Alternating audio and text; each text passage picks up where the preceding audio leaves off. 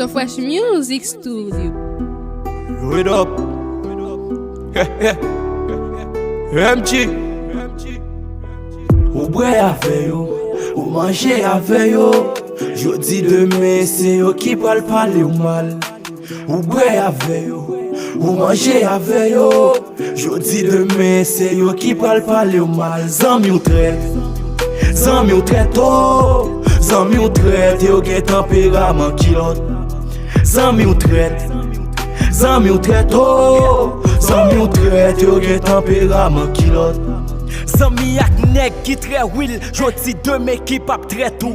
Nèg qui pap palo mal et qui pap trayo pour gouak tout. Oui c'est nèg qui très will, jodi qui pa fait tout. Nèg l'on en malais qui ka campé très dans pour.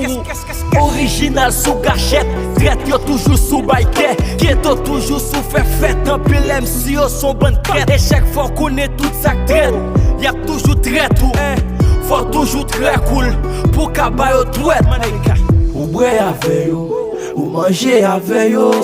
Jodi demain c'est yo qui pral parler ou mal. Ou boire avec yo, ou manger avec yo.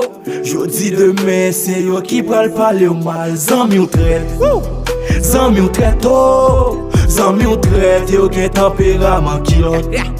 Zanmi ou trèt, zanmi ou trèt oh. Zanmi ou trèt, yo gen Tanperaman kilot. Hey.